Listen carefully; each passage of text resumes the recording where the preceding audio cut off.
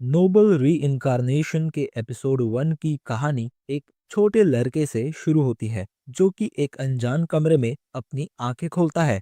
धीरे धीरे जब उसे होश आता है तो वो देखता है कि एक लेडी उसे ही देखे जा रही थी। पहले तो वो सोचता है कि वो उसकी माँ है, बट तुरंत उसे रियलाइज होता है कि ऐसा नहीं है। कंफ्यूजन में वो अपने हाथों की तरफ देखता है और पूरी तरह से शॉक हो जाता है, क्योंकि अब वो एक बच्चा बन चुका होता है। एंड तभी उसके सामने एक स्टेटस स्क्रीन खुल जाता है।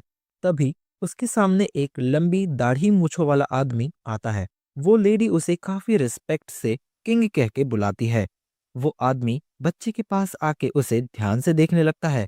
उसे देख के बच्चा सोचता है कि क्या ये आदमी इस दुनिया का एक एम्परर है। थोड़ी ही देर में उसे एक प्रीस्ट के सामने ले जाया जाता है नेमिंग सेरेमनी के लिए।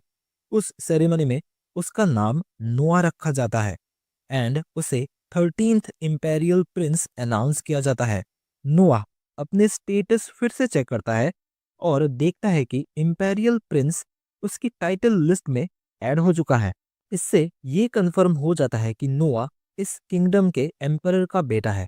नेमिंग सेरेमनी खत्म होते ही एम्परर प्रीस्ट से पूछता है कि नोआ की एबिलिटी क्या है, जिस पे प्रीस्ट जवाब देता है कि नोआ की एबिलिटी वाटर है एंड उसे एल्मीरिया नेशन देना सही रहेगा, जहां वाटर क्लैन के बहुत सारे लोग रहते हैं।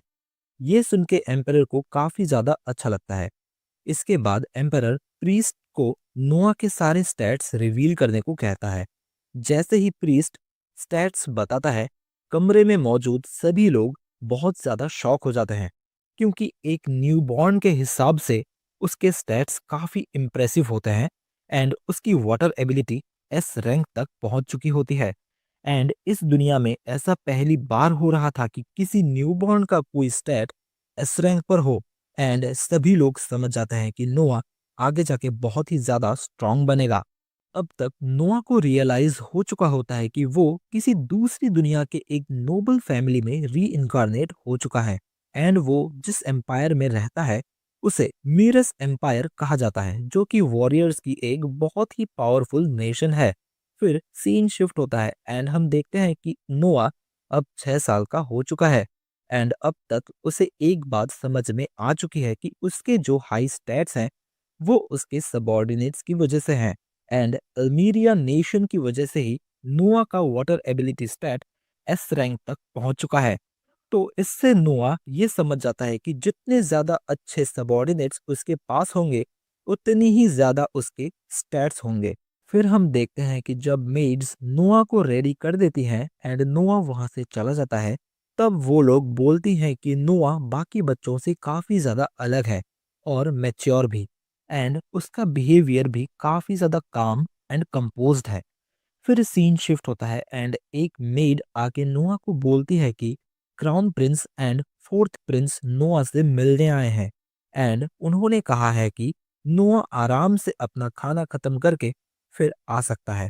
बट नोआ जानता है कि क्राउन प्रिंस कौन होता है एंड वो उसे वेट नहीं करा सकता एंड इसीलिए वो तुरंत उन दोनों के पास आ जाता है एंड अपने बड़े भाई एल्बर्ट एंड हेनरी को ग्रीट करता है। इनमें से एल्बर्ट क्राउन प्रिंस है एंड ग्रीटिंग्स के बाद एल्बर्ट नोआ से कहता है कि वो उसके लिए एक गिफ्ट लाया है एंड तभी एक डरा हुआ सर्वेंट एक बॉक्स को अपने साथ लेकर अंदर आता है। उस बॉक्स से काफी ज्यादा डार्क एनर्जी बाहर निकल रही थी, जिससे पूरा कमरा हैवी एंड टेंस हो जाता है। एल्बर्ट सर्वेंट को उस बॉक्स को खोलने के लिए कहता है एंड जैसे ही वो बॉक्स खुलता है, नोआ भी काफी ज्यादा शॉक हो जाता है, क्योंकि उस बॉक्स में एक स्वॉर्ड थी जिसमें से काफी सारे लोगों की चीखने एंड चिल्लाने की आवाजें आ रही थी। नोआ समझ जाता है कि ये एक कर्स्ड स्वॉर्ड है, बट तभी एल्बर्ट नोआ से वो स्वॉर्ड उठाने को कहता है। इवन दो नोआ उस स्वॉर्ड को उठाना नहीं चाहता था, पर वो क्राउन प्रिंस की तरफ से एक डायरेक्ट गिफ्ट को मना भी नहीं कर सकता था एंड यही सोच के वो ये स्वॉर्ड उठा लेता है। शुरू शुरू में उसे ये स्वॉर्ड थोड़ा हैवी लगता है, बट वो उसे कंट्रोल कर लेता है। इसके बाद एल्बर्ट बताता है कि इस स्वॉर्ड का नाम लिवायथन है एंड इसे एम्पायर का सबसे स्ट्रॉन्ग स्वॉर्ड माना जाता है एंड इसी के साथ ये एक नेशनल ट्रेजर भी है। अब तक लगभग 120 लोग इसे मास्टर करने के चक्कर में मारे जा चुके हैं। ये सुनने के बाद नोआ का फेस नर्वस हो जाता है। हेनरी ये नोटिस कर लेता है एंड वो उसे समझाता है कि उसे चिंता करने की कोई जरूरत नहीं है।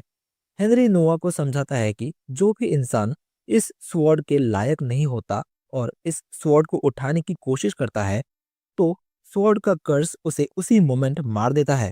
इस हिसाब से नोआ का बिना किसी प्रॉब्लम के स्वॉर्ड को उठा पाना ये प्रूव करता है कि वो इस स्वॉर्ड के कुछ हद तक वर्दी है। इसके बाद एल्बर्ट नोआ को इस स्वॉर्ड को उठा पाने के लिए शाबाशी देता है एंड वहां से चला जाता है। एल्बर्ट के जाते ही नोआ के दिमाग में गुस्सा भर जाता है। वो सोचता है कि एल्बर्ट पूरे टाइम उसे टेस्ट कर रहा था और वो भी ऐसी चीज से जो कि उसे काफी आसानी से मार सकती थी।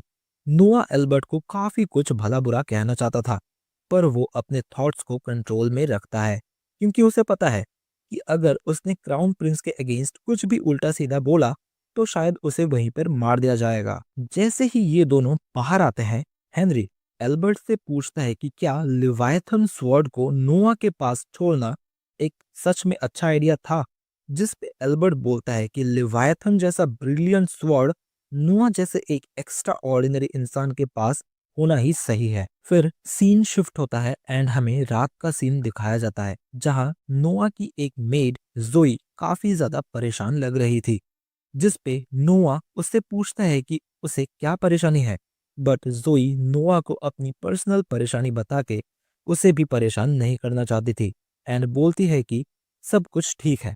बट नोआ के इंसिस्ट करने पे जोई बताती है कि कुछ टाइम पहले उनके होम टाउन में एक भयानक फ्लड आया था, जिसकी वजह से उसका पूरा विलेज डिस्ट्रॉय हो गया एंड साथ ही में उनका फार्म भी डिस्ट्रॉय हो गया, जो कि उसकी माँ का एक लौता इनकम सोर्स था एंड इसीलिए वो थोड़ी परेशान थी। जो सुनने के बाद नोआ कहता है कि वो उसकी माँ को यहाँ मेंशन में जॉब देगा एंड वो यहाँ जोई के साथ ही रह भी सकती है। जो सुनने के बाद जोई खुद को रोक नहीं पाती और रोने लगती है और बार बार नोआ को थैंक्स भी बोलती है। इसके बाद नोआ बटलर ढीलन को बुलाता है एंड उसे फ्लड के सिचुएशन के बारे में बताता है एंड बोलता है कि वो जोई के होम टाउन जाए और वहाँ जितनी हो सके उतनी लैंड खरीद ले। नोआ जानता है कि डिजास्टर के बाद वहाँ केओस फैलेगा एंड लोग उस सिचुएशन का फायदा उठाने जरूर आएंगे, इसीलिए वो चाहता है कि वहाँ की लैंड को पहले ही सिक्योर कर लिया जाए। धीलन इस ऑर्डर को सुन के काफी सरप्राइज हो जाता है और सोचता है कि नोआ इतना यंग होने के बावजूद भी इतनी दूर की सोच पा रहा है। असल में नोआ ऐसी सिचुएशंस अपनी पास्ट लाइफ में देख चुका होता है, पर वो ये सब किसी को बता नहीं सकता। एंड फिर ढीलन बताता है कि आइडिया तो काफी अच्छा है, पर इतनी सारी लैंड खरीदने के लिए काफी सारे पैसे चाहिए होंगे। जो सुनने के बाद नोआ कुछ टाइम तक सोचने लगता है एंड कैपिटल के पास जो नोआ के नाम पे एक लैंड है वो उसे सेल करने का कहता है। डीलन ये सुनने के बाद बोलता है कि शायद ये एक अच्छा आइडिया नहीं होगा, एज वो लैंड खुद एम्परर ने नोआ को गिफ्ट करी थी एंड बिना एम्परर के परमिशन के उसे सेल करना एक सीरियस क्राइम ही माना जा सकता है। जिसपे नोआ डीलन से कहता है कि उसे एम्परर के पनिशमेंट के बारे में चिंता करने की कोई जरूरत नहीं है एंड इस डिसीजन की पूरी रेस्पॉन्सिबिलिटी वो खुद लेगा। नोआ कहता है कि नोबल होने का यही मतलब होता है कि खुद की लाइफ सेक्रीफाइस करना ताकि लोगों की लाइफ इजी बन सके। ढिलिन नोआ के कहने का मतलब समझ जाता है एंड वो भी नोआ को थैंक यू बोलता है क्योंकि ये ढिलिन का भी होम टाउन था और वो बोलता है कि वो नोआ के हर एक डिसीजन के साथ खड़ा रहेगा। फिर सीन शिफ्ट होता है एंड हम देखते हैं कि नोआ खुद भी 200 जाने की तैयारी कर रहा था। तभी वहां पे फोर्थ प्रिंस हेनरी आ जाता है एंड सभी लोग उसकी रेस्पेक्ट में झुक जाते हैं। हेनरी ने नोआ से पूछा कि कहीं जाने की तैयारी है क्या। नोआ ने जवाब दिया कि मैं 200 जा रहा हूँ, एज वहां पे फ्लड आई थी तो वहां की हालत मैं खुद अपने आंखों से देखना चाहता हूँ। हेनरी की नजर एक गाड़ी में रखी बॉक्स पर पड़ी जिसमें वो मैजिकल स्वॉर्ड रखी थी।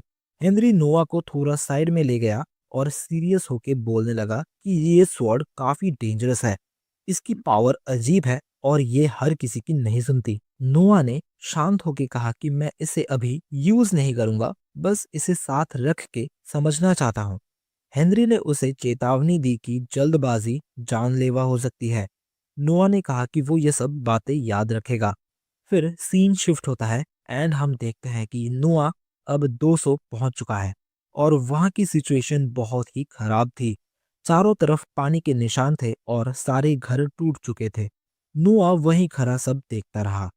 उसे तुरंत समझ में आ गया कि सिर्फ पैसे बांटने से यहाँ कुछ नहीं होगा।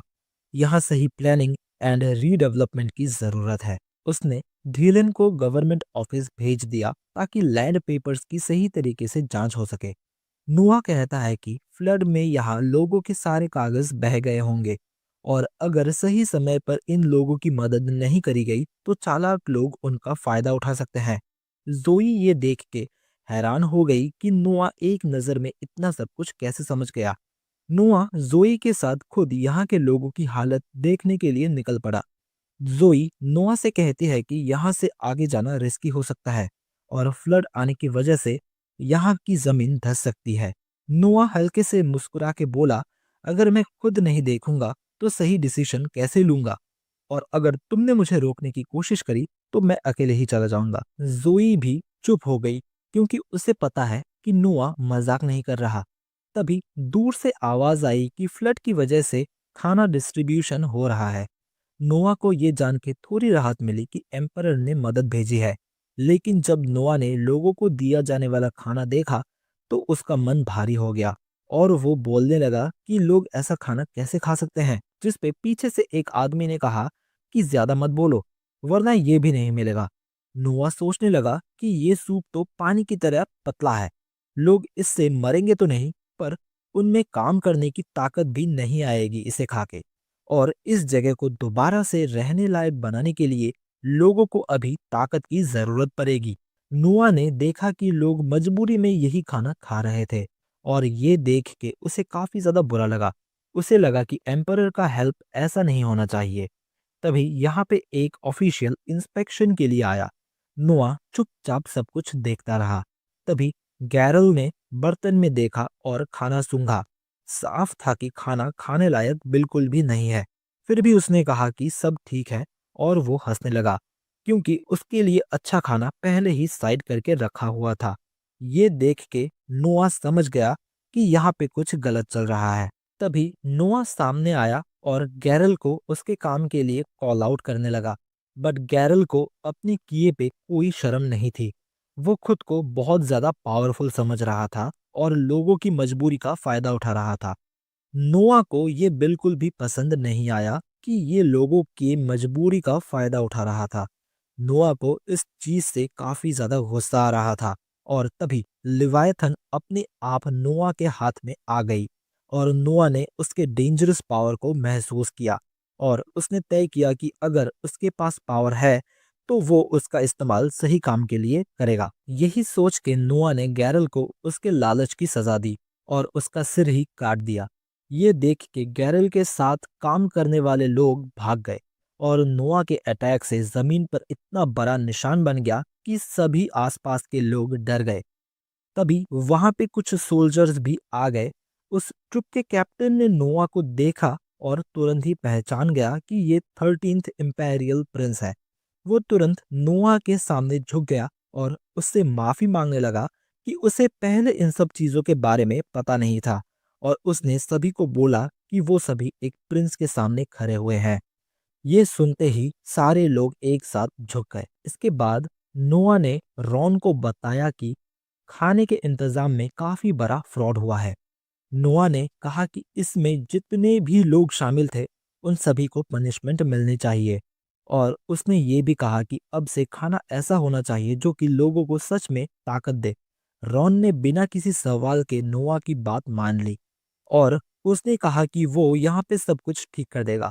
फिर सीन शिफ्ट होता है एंड हम देखते हैं कि 200 में जो कुछ भी हुआ उसकी खबर एल्बर्ट तक पहुंच चुकी है। वो ये जान के हैरान हो गया कि स्वॉर्ड ने नोआ को नुकसान नहीं पहुंचाया बल्कि लिवायथन ने उसे अपना मास्टर मान लिया। उसके बाद नोआ को उसके पिता एम्परर ने बुलाया। नोआ पहले से ही समझ गया था कि अब क्या होने वाला है।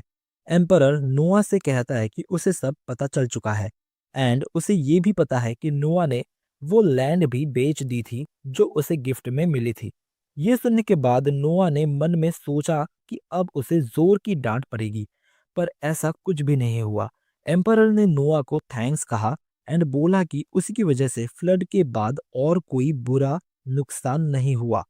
उसने कहा कि अगर लोग इस फ्लड का गलत फायदा उठाने लगते तो एम्पायर को काफी प्रॉब्लम होती। एम्पायर ने पूछा कि आखिर नोआ ने ऐसा क्यों किया, जिस पे नोआ बोलता है कि ये बस एक कोइंसिडेंस था क्योंकि उसकी मेड भी वहीं से थी। एम्पायर ने कहा कि इससे एक और बहुत अच्छी चीज हुई, जो कि है कि नोआ ने लिवाइथन स्वॉर्ड को कंट्रोल करना भी सीख लिया। एम्पायर ने नोआ के पावर स्टैट्स देखने की इच्छा जताई, जिस पे वहां खड़े प्रीस्ट ने नोआ के स्टैट्स को एम्परर के सामने लाया। नोआ ने भी ये देखा कि अब उसके पावर में लिवायथन स्वॉर्ड भी जुड़ चुकी है और उसकी वाटर एबिलिटी पहले से भी बढ़ चुकी है। एम्परर इससे काफी खुश हुआ और उसने नोआ से कहा कि वो अपनी समझ से आगे भी एम्पायर की मदद करे, जो सुन के नोआ काफी ज्यादा खुश हो गया। फिर सीन शिफ्ट होता है एंड हमें एक सिंगर को दिखाया जाता है एंड यहीं पे ये एपिसोड खत्म हो जाता है। नोबल री इनकारनेशन के एपिसोड 2 के स्टार्टिंग में हम देखते हैं कि नोआ कैपिटल घूमने के लिए आया है, खासकर एक जगह जिसे रेड स्ट्रीट कहा जाता है, जहां एक फेमस सिंगर गाना गाती थी। नोआ के साथ जोई भी थी। उसने अपने विलेज के काम में पूरी तरह से मदद करी थी, इसलिए नोआ अब उस पर बहुत ज्यादा ट्रस्ट करने लगा था। फिर वो दोनों मिलके उस सिंगर के शो पर पहुंचे, जहां जाते ही नोआ उस सिंगर का गाना सुन के रुक गया और उस सिंगर का नाम था एलिस। नोआ उसकी सिंगिंग सुन के बहुत ज्यादा अमेज हो गया था, बट तभी कुछ गुंडे स्टेज पर आ गए और एलिस के साथ बदतमीजी करने लगे। वहां का ओनर उन्हें रोकने के लिए आगे आया, पर उन गुंडों ने उसे भी धक्का दे दिया। वो लोग एलिस पर दबाव बनाने लगे और बोलने लगे कि वो सिर्फ गाना गा के अपने पिता के लोन को कभी नहीं चुका पाएगी। उनकी बातें सुन के एलिस काफी ज्यादा डर गई और वो काफी ज्यादा हेल्पलेस लगने लगी। नोआ ये सब चुपचाप नहीं देख सकता था, इसलिए वो आगे आया और उन्हें रुकने के लिए कहा, पर उनमें से एक आदमी को गुस्सा आ गया और उसने नोआ को पकड़ लिया। उसी टाइम पे लेवाइथन ने अपना असर दिखाया और स्वॉर्ड में से एक अजीब सी एनर्जी निकली और वो सभी गुंडे वहीं पर ढेर हो गए। फिर वो लोग नोआ को धमकी देते हुए वहां से भाग गए। नोआ ने ओनर को समझा दिया कि अगर वो लोग दोबारा आए तो उन्हें सीधा उसके पास भेज दिया जाए। जोई ने ओनर को एक कार्ड दिया, जिसे देख के ओनर को समझ में आ गया कि वो कोई मामूली बच्चा नहीं बल्कि 13th इंपेरियल प्रिंस है।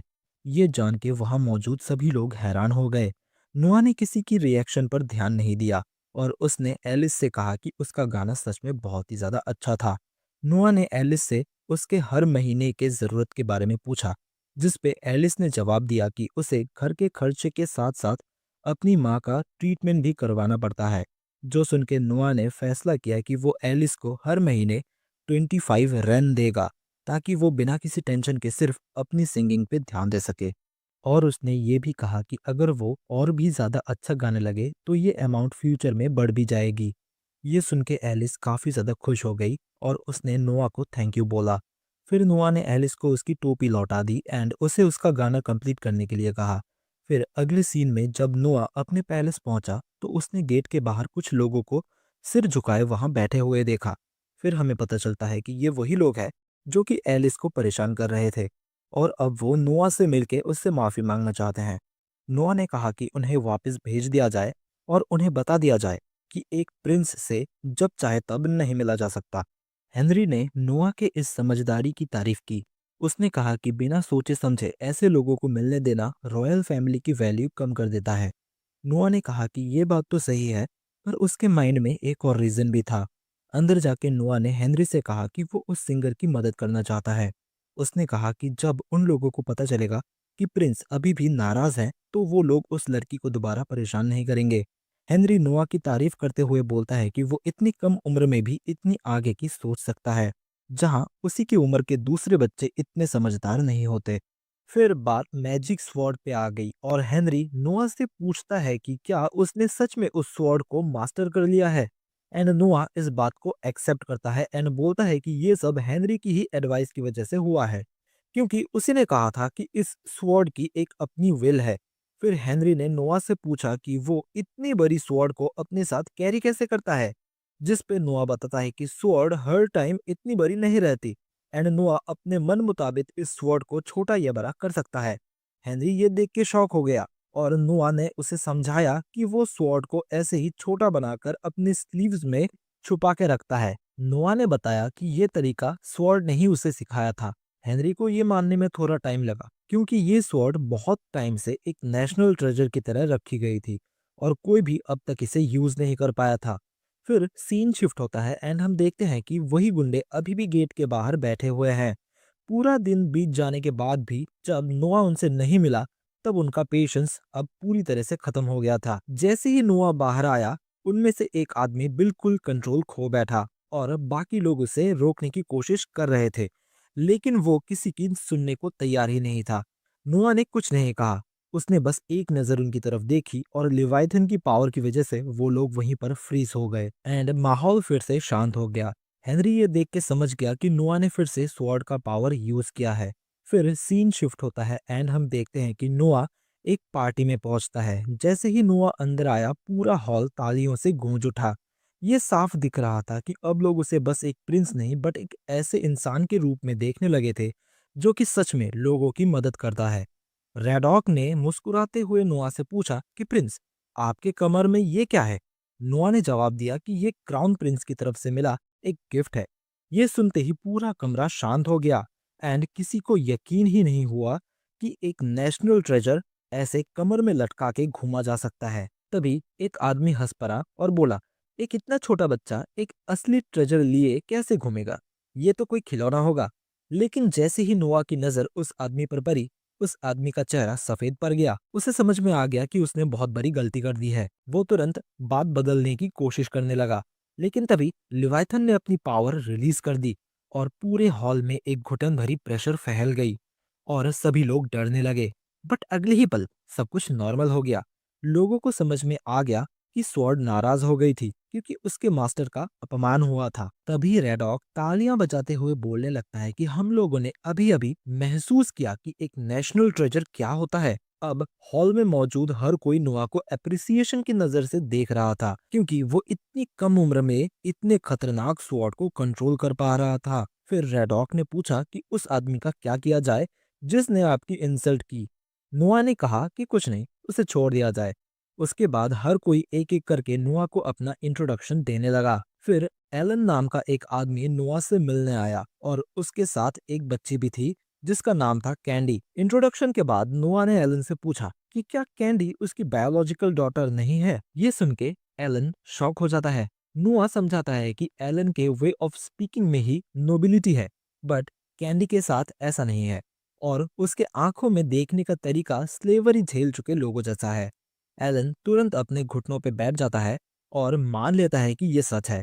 वो बोलता है कि उसने कैंडी को एक स्लेव की तरह ही खरीदा था, पर वो काफी होशियार थी, इसलिए उसने उसे अपनी बेटी की तरह से ही पाला है। नोआ ये सुन के काफी ज्यादा खुश हो गया और वो बोला कि मुझे आप जैसे लोग काफी ज्यादा पसंद है। एंड नोआ ने उन दोनों को अपने मैंशन में भी इनवाइट करा एंड फिर वो दोनों वहां से चले गए। एंड फिर सीन शिफ्ट होता है एंड हम देखते हैं कि नोआ अगले दिन बिना किसी रीजन के ही कैपिटल में घूमने निकल पड़ा है।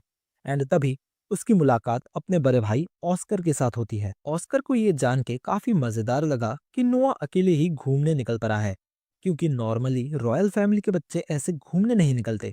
उस दिन ऑस्कर को भी कोई खास काम नहीं था, इसलिए वो भी नोआ के साथ घूमने निकल पड़ा। उसने कहा कि क्यों ना आज मार्केट में कोई ट्रेजर ढूंढा जाए। नोआ को भी ये आइडिया काफी अच्छा लगा, पर पूरा दिन मार्केट में घूमने के बाद भी उन्हें कुछ खास नहीं मिला। ऑस्कर ने कहा कि शायद आज उनकी किस्मत इतनी अच्छी नहीं है।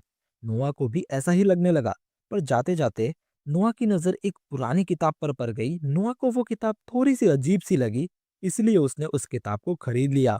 ऑस्कर ने उस किताब को देखकर कहा कि ये तो एक बहुत बड़े मेज की एक असली ग्रिमोर है। जैसे ही नोआ ने उस किताब को छुआ, लिवाइथन ने एक अजीब सा रिएक्शन दिया एंड नोआ ने स्वॉर्ड को उस किताब से टच किया एंड तभी उस किताब में से उसी महान मेज की स्पिरिट निकल आई जो कि इस किताब में कैद थी।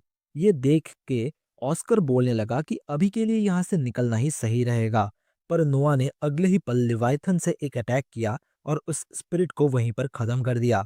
ऑस्कर ये देख के हैरान हो गया कि इतने खतरनाक अटैक के बाद भी वहां के बिल्डिंग एंड लोग बिल्कुल सेफ हैं। अगले ही पल एक आदमी इन दोनों के पास आया और बोला कि इसी गली में उसकी एक मैजिक आइटम्स की शॉप है। उसने कहा कि उसने अभी-अभी प्रिंस की ताकत देखी और वो उन्हें एक खास चीज दिखाना चाहता है। वो दोनों ही उसके साथ उसके शॉप में चले गए। वहां उस आदमी ने उन्हें एक रिंग दिखाई और कहा कि ये रिंग सिर्फ अपने मास्टर के सामने ही अपनी असली ताकत दिखाता है। ऑस्कर ने नोआ को ये रिंग पहनने को कहा एंड नोआ ने जैसे ही उस रिंग को पहना वो रिंग चमकने लगी एंड उस रिंग ने नोआ को अपना नया मास्टर मान लिया और देखते ही देखते वो रिंग एक आर्मर में बदल गई। ऑस्कर ने कहा कि ये उसकी तरफ से नोआ के लिए एक गिफ्ट है एंड इसके बाद दोनों ही शॉप से बाहर निकल आए एंड ऑस्कर ने नोआ से पूछा कि क्या वो उसे घर छोड़ दे, लेकिन नोआ ने कहा कि नहीं, वो किसी का इंतजार कर रहा है। अगले ही मोमेंट वही पहले का एक गुंडा नोआ पे अटैक कर देता है। जोई ने भी बिना सोचे समझे आगे बढ़कर नोआ को बचाने की कोशिश करी, लेकिन उससे पहले ही नोआ के रिंग ने अपनी पावर दिखाई और अपने आप ही एक शील्ड में ट्रांसफॉर्म हो गई एंड वो हमला बेकार हो गया एंड उस आदमी को भी वहीं पर पकड़ लिया गया। रिंग की ये पावर देख के ऑस्कर भी हैरान हो गया, लेकिन नोआ ने उसे समझाया कि उसने पहले ही इस रिंग को लेवायथन से कनेक्ट कर दिया था एंड इसीलिए जब उस पे हमला हुआ रिंग ने अपने आप ही उसे प्रोटेक्ट कर लिया। इसके बाद सीन शिफ्ट होता है एंड हम देखते हैं कि नोआ फिर से एलिस का गाना सुनने के लिए आ गया है, बट नोआ देखता है कि आज भी कुछ लोग यहाँ एलिस को परेशान कर रहे हैं। नोआ बिना टाइम वेस्ट किए स्टेज पर चढ़ गया और उन दोनों के बीच में लड़ाई रोक दी। इसके बाद उसने उन दोनों आदमी को लेवायथन के पावर से एक झटका दिया, जिससे डर के वो दोनों वहां से भाग गए। सब कुछ शांत होने के बाद एलिस सोचने लगी कि वो नोआ का ये एहसान कैसे उतारेगी, जिस पे नोआ ने बोला कि उसे कुछ भी करने की जरूरत नहीं है, वो बस अपने गाने पे ध्यान दे, क्योंकि वो चाहता है कि एक दिन एम्परर भी उसे गाते हुए सुने। ये सुन के एलिस काफी ज्यादा खुश हो गई और रोने लगी एंड फिर से वो अपना गाना कंटिन्यू करती है एंड यहीं पे ये एपिसोड खत्म हो जाता है। नोबल री इनकारनेशन के एपिसोड 3 के स्टार्टिंग में हम देखते हैं कि नोआ के मेड्स उसे रेडी कर रहे थे। तभी एक दूसरी मेड आके बोलती है कि एक गेस्ट नोआ से मिलने के लिए आया है। नोआ समझ जाता है कि ये होलजॉय के गवर्नर जनरल हैं एंड नोआ उन्हें पैलेस के अंदर आने देने के लिए कहता है। फिर हमें बताया जाता है कि रॉयल फैमिली में एक ट्रेडिशन है कि रॉयल फैमिली के प्रिंस को एक लैंड दिया जाता है ताकि वो उस जगह को रूल कर सके और गवर्नमेंट अफेयर्स सीख सके। फिर हम देखते हैं कि ये मार्ले नाम का बंदा नोआ को रिस्पेक्ट से ग्रीट करता है, जिस पे नोआ बोलता है कि इतनी ज्यादा फॉर्मेलिटी करने की जरूरत नहीं है एंड उसे ऊपर बैठने के लिए कहता है। फिर नोआ बताता है कि ये दूसरी बार था जब वो इस आदमी से मिल रहा है एंड इससे पहले वो 1 साल पहले इस आदमी से मिला था जब वो एक गवर्नर जनरल बना था। फिर नोआ मार्ले से पूछता है कि होलजॉय में सब कुछ कैसा चल रहा है, एज उसे एक इंपेरियल ऑर्डर दिया गया था होलजॉय में फ्लड कंट्रोल करने के लिए। मार्ले का उतरा हुआ चेहरा देख के नोआ समझ जाता है कि होलजॉय में फ्लड की वजह से चीजें ठीक नहीं है। फिर हमें पता चलता है कि होलजॉय एक बहुत ही बड़ा लैंड है जहाँ ज्यादातर खाने की चीजें उगाई जाती है और एक बहुत बड़े रिवर के पास में होने की वजह से होलजॉय में ओकेशनली फ्लड आती रहती है एंड एस मार्ले अल्मेरिया के वाटर क्लैन से बिलोंग करता है, इसीलिए एम्परर ने उसे होलजॉय का गवर्नर जनरल बनाया था, इस उम्मीद में कि वो वहां का फ्लड कंट्रोल कर पाएगा। फिर नोआ उससे पूछता है कि आखिर वहां प्रॉब्लम्स क्या आ रही है, जिस पे मार्ले बताता है कि उन्हें फ्लड कंट्रोल करने के लिए अभी तक कोई फंडिंग नहीं मिली है, जिस वजह से वहां के फ्लड के सिचुएशन को अभी तक ठीक नहीं करा जा सका है। जो सुन के नोआ शॉक हो जाता है एंड बोलता है कि ऐसा कैसे हो सकता है, तुम्हारे पास थोड़ी बहुत तो फंडिंग होगी ही, एज ये एक इंपेरियल ऑर्डर था। जिस पे मार्ले बोलता है कि हाँ, उन्हें फंडिंग अलॉट तो करी गई है, पर उन्हें अभी तक वो पैसे मिले ही नहीं हैं, एज होम मिनिस्ट्री कोई ना कोई बहाना दे के उन्हें वो पैसे देती ही नहीं। जो सुन के नोआ को सारा सिचुएशन समझ में आ गया एंड वो वहां से उठ के कहीं पर जाने लगता है। फिर सीन शिफ्ट होता है एंड हम देखते हैं कि नोआ फाइनेंस मिनिस्टर से मिलने के लिए आया है, जिस पे वो मिनिस्टर नोआ से पूछता है कि प्रिंस, क्या कोई खास वजह है कि आप आज खुद मुझसे मिलने के लिए आए हैं। फिर नोआ मार्ले की सिचुएशन के बारे में बताता है एंड बोलता है कि फाइनेंस मिनिस्टर की तरफ से उसके फंड्स को डिले किया जा रहा है। जो सुनने के बाद वो मिनिस्टर इस चीज को पूरी तरह से डिनाई कर देता है और नोआ पूछता है कि तो फिर मार्ले को अब तक उसकी फंडिंग क्यों नहीं मिली है, जिस पे वो मिनिस्टर फिर से एक एक्सक्यूज देने की कोशिश करने लगता है, बट तभी नोआ बोलता है कि अगर तुम ये बोलना चाहते हो कि ये सब एक बच्चा नहीं समझेगा तो फिर चुप रहो। जिस पे मिनिस्टर घबरा जाता है एंड बोलता है कि वो ऐसा सोचने की हिम्मत भी नहीं कर सकता। जो सुन के फिर नोआ उससे एक्सप्लेनेशन मांगता है, जिस पे वो मिनिस्टर बोलने लगता है कि होलजॉय में पिछले साल भी फ्लड आई थी, जिस वजह से एम्परर ने होलजॉय के लोगों के टैक्स को माफ कर दिया था। एंड मिनिस्ट्री को लगता है कि होलजॉय उसी टैक्स के पैसे को यूज कर सकती है अपने फ्लड के सिचुएशन को ठीक करने के लिए। जो सुन के नोआ बोलता है कि क्या तुम मुझे पागल बनाने की कोशिश कर रहे हो? तुम बोल रहे हो कि एम्परर ने उनके टैक्स को माफ कर दिया था क्योंकि उनके पास टैक्स देने के लिए पैसे ही नहीं थे, और तुम उन्हें वो पैसे यूज करने के लिए कह रहे हो जो उनके पास एग्जिस्ट ही नहीं करती। मैं फिर से पूछता हूँ, क्या तुम मुझे पागल बनाने की कोशिश कर रहे हो? जिस पे वो मिनिस्टर घबरा जाता है एंड वो फिर से एक्सक्यूज देने की कोशिश करने लगता है एंड बोलता है कि वो उन्हें अभी पैसे नहीं दे सकता, और वो रीजन देता है कि उन पैसों से एम्परर के लिए समर वेकेशन पैलेस बनाया जाने वाला है। जो सुनने के बाद नोआ बोलता है कि क्या अब तुम एम्परर के नाम का यूज करके पूरे रॉयल फैमिली को पागल बनाने की कोशिश कर रहे हो? अगर बात ऐसी ही है तो क्या मैं खुद एम्परर से जाके बात करूं इस बारे में? जो सुनते ही मिनिस्टर घबरा जाता है एंड बोलता है कि वो तुरंत ही होल्जर को फंड दे देगा। फंड्स मिलने के बाद मार्ले होल्जर वापस चला जाता है फ्लड की सिचुएशन को ठीक करने के लिए। तभी एक बंदा नोआ के लिए एक मैसेज लेके आता है एंड बोलता है कि एम्परर ने उसे मिलने के लिए बुलाया है। फिर सीन शिफ्ट होता है एंड हम देखते हैं कि नोआ एम्परर से मिलने के लिए पहुंच गया है एंड वो जाते ही एम्परर को ग्रीट करता है। एम्परर नोआ को देख के उसे शाबाशी देते हैं होल्जर की सिचुएशन को अच्छे से हैंडल करने के लिए। जो सुन के नोआ शॉक हो जाता है कि ये जानकारी एम्परर के पास इतनी जल्दी कैसे पहुंच गई। फिर एम्परर नोआ को शाबाशी देते हुए बोलते हैं कि इतनी कम उम्र होने के बावजूद तुमने बहुत ही अच्छा काम किया है। और फिर वो लिवायथन को देख के बोलते हैं कि तो लिवायथन अब ऐसा दिखता है, ये पहले से छोटा लग रहा है। एंड वो नोआ से काफी ज्यादा इम्प्रेस्ड थे कि इतनी ज्यादा खतरनाक स्वॉर्ड होने के बावजूद नोआ ने इसे अब मास्टर कर लिया है।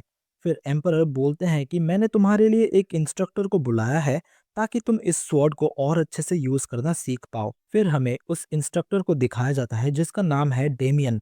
एंड एम्परर बोलते हैं कि डेमियन एम्पायर का सबसे बेहतर स्वॉर्ड्समैन है एंड शायद ही ऐसा कोई है जो कि उसे स्वॉर्ड फाइट में हरा सकता है। डेमियन फिर एम्परर से रिक्वेस्ट करता है कि वो नोआ को अभी टेस्ट करना चाहता है। जो सुन के एम्परर बोलते हैं कि तुम एक बच्चे को टेस्ट करना चाहते हो जिसे अभी स्वॉर्ड टेक्निक्स अच्छे से आती ही नहीं। जिस पे डेमियन बोलता है कि वो उसके एप्टीट्यूड को चेक करना चाहता है, उसके टेक्निक्स को नहीं। ये सुनते ही एम्परर भी उसे परमिशन दे देते हैं एंड डेमियन नोआ को टेस्ट करने के लिए रेडी हो जाता है एंड नोआ से कहता है कि तुम मुझ पे जैसे चाहो वैसे अटैक कर सकते हो अपने स्वॉर्ड से। नोआ अगले ही मोमेंट डेमियन पे लिवायथन से अटैक कर देता है और वो डेमियन के स्वॉर्ड को उसके हाथों से दूर गिरा देता है। फिर अगले ही मोमेंट डेमियन एम्परर से माफी मांगता है और बोलता है कि उसके पास प्रिंस को सिखाने के लिए कुछ भी नहीं है। ये सुनते ही एम्परर भी काफी ज्यादा खुश हो जाते हैं एंड बोलते हैं कि वो इस बार के नाइट सिलेक्शन एग्जाम में नोआ को जज बनाएंगे। नोआ फिर एम्परर से एक रिक्वेस्ट करता है कि वो हर एक कैंडिडेट को कैपिटल में टेस्ट करना चाहता है क्योंकि वो हर रीजन में उन्हें खुद टेस्ट करने के लिए नहीं जा सकता, और वो नहीं चाहता है कि कोई भी टैलेंट किसी भी रीजन से ओवरलुक कर दिया जाए। जिस पे एम्परर भी एग्री कर लेते हैं। फिर हमें नोआ के पैलेस का सीन दिखाया जाता है एंड नोआ जोई से पूछ रहा था कि क्या उनके विलेज से भी कोई पार्टिसिपेंट है नाइट सिलेक्शन एग्जाम के लिए। जिस पे जोई बोलते हैं कि हाँ, उनके विलेज से हर साल एक कैंडिडेट को भेजा जाता है इस एग्जाम के लिए।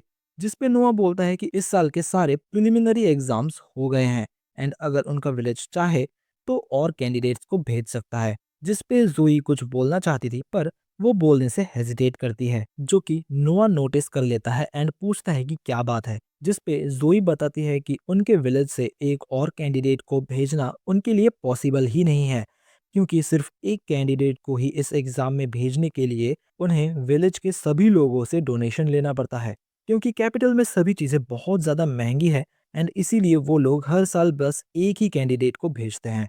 जिस पे नोआ बोलता है कि कोई बात नहीं, मैं इस प्रॉब्लम को भी सॉल्व कर दूंगा क्योंकि मैं जितने पॉसिबल उतने टैलेंट्स को रिक्रूट करना चाहता हूँ। एंड बोलता है कि वो हर एक कैंडिडेट के रहने और खाने का इंतजाम खुद फ्री में करवाएगा। फिर नोआ इन्हीं सब चीज़ों को बायरन के साथ डिस्कस करने के लिए चला जाता है एंड बायरन भी सभी प्रिपरेशंस को ऑलमोस्ट फ्री में ही करने के लिए रेडी हो जाता है। ये देखते ही नोआ बायरन से पूछने लगता है कि तुम ये सब ऑलमोस्ट फ्री में क्यों कर रहे हो? आखिर तुम्हें बदले में क्या चाहिए? जो सुन के बायरन बोलता है कि नहीं, ऐसी कोई बात नहीं है, बट नोआ उसे कहता है कि झूठ बोलने की जरूरत नहीं है। जिस पे बायरन जवाब देता है कि कैपिटल में हर साल एक पैलेस एम्प्लॉयमेंट एग्जाम होता है, जो कि ऑलमोस्ट नाइट सिलेक्शन एग्जाम के लेवल का ही होता है। और मैं बस पूछना चाहता था कि आखिर इसमें किस तरह के लोगों को सिलेक्ट किया जाता है। जिससे नोआ समझ जाता है कि बायरन पैलेस में अपने पहचान के एक लड़की को भेजना चाहता है, जिससे कि पैलेस में ऐसा कोई होगा जिससे कि उसे सपोर्ट मिल सकता है एंड शायद कोई वैल्यूएबल इंफॉर्मेशन भी मिल जाए। बट बायरन तुरंत ही नोआ को बताने लगता है कि ये सब नोआ ने जिस मैटर में हेल्प मांगी है उससे बिल्कुल भी रिलेटेड नहीं है। फिर नोआ बोलता है कि ठीक है, पर अगर तुम लड़की को भेजना चाहते हो तो उस लड़की को पहले मेरा अप्रूवल पाना होगा। ये सुनते ही बायरन और उसकी बेटी कैंडी नोआ के सामने झुक जाते हैं एंड अपना ग्रेटिट्यूड शो करते हैं और खुद को नोआ का सबऑर्डिनेट बोलते हैं। फिर सीन शिफ्ट होता है एंड नोआ देखता है कि बायरन को अपना सबऑर्डिनेट एक्सेप्ट करने पे उसके स्टैट्स इंक्रीज हो गए हैं। बट तभी हम देखते हैं कि बारिश शुरू हो जाती है एंड नोआ का वाटर एबिलिटी स्टैट एस से डिक्रीज होके सिर्फ एस पे आ जाता है। एंड इसे देखते ही नोआ समझ जाता है कि शायद अल्मेरिया में कुछ प्रॉब्लम्स हुई है और वो जोई से कहता है कि वो इसी वक्त एम्परर से मिलने जा रहा है। फिर अगले सीन में नोआ एम्परर को अल्मेरिया में आई प्रॉब्लम के बारे में बताता है, जिस पे एम्परर नोआ से पूछता है कि आखिर उसे कैसे पता चला। जो सुन के नोआ समझ जाता है कि एम्परर को भी इसके बारे में पहले से ही पता है। फिर एम्परर नोआ को बताते हैं कि अल्मेरिया में एक रिबेलियन स्टार्ट हो गया है एंड एम्परर नोआ से पूछते हैं कि क्या नोआ खुद इस रेबेलियन के बारे में कुछ करने वाला है। जिस पे नोआ बोलता है कि वो अभी भी रियल लाइफ वॉर या कॉम्बैट से फेमिलियर नहीं है, इसीलिए इस रेबेलियन को रोकने के लिए उसके बड़े भाइयों में से कोई एक सही रहेगा। जो सुन के एम्परर पूछते हैं कि तुम्हें क्या लगता है कि इसके लिए कौन सही रहेगा। जिस पे नोआ बोलता है कि मेरे हिसाब से ब्रदर हेनरी इसके लिए सही रहेंगे। जिस पे एम्परर भी एग्री करते हैं। फिर सीन शिफ्ट होता है एंड हम देखते हैं कि हेनरी अब एल्मेरिया के लिए निकल चुका होता है एंड वो नोआ से पूछ रहा होता है कि क्या तुम श्योर हो, ये रेबेलियन तुम्हारे लिए एक चांस हो सकता है एंड ये फ्यूचर में तुम्हें बेनिफिट दे सकता है। जिस पे नोआ बोलता है कि मैं अभी भी ऐसी सिचुएशंस के लिए रेडी नहीं हूँ, अगर मैं जीत भी जाऊं तो भी शायद कई सारे सोल्जर्स मारे जाएंगे। तभी लिवायथन नोआ को एक सिग्नल देता है एंड नोआ समझ जाता है कि उनके आसपास एनिमीज हैं एंड वो तुरंत ही कैरियज को रोकने के लिए कहता है एंड वो समझ जाता है कि ये लोग नोआ के ही पीछे आए हैं। तभी नोआ के चारों तरफ वाटर ट्रैप्स एक्टिवेट हो जाते हैं एंड कुछ लोग उसे कैप्चर करने का भी ट्राई करते हैं। बट नोआ अपने शील्ड की मदद से बच जाता है और एक एक करके सभी रेबल्स को हराने लगता है और उन्हें हरा के उन्हें पूछताछ के लिए कैप्चर कर लिया जाता है। फिर नेक्स्ट सीन में नोआ बायरन को उससे मिलने के लिए बुलाता है और उससे पूछता है कि तुम अल्मेरिया के आसपास भी अपना बिजनेस चलाते हो क्यों, है ना?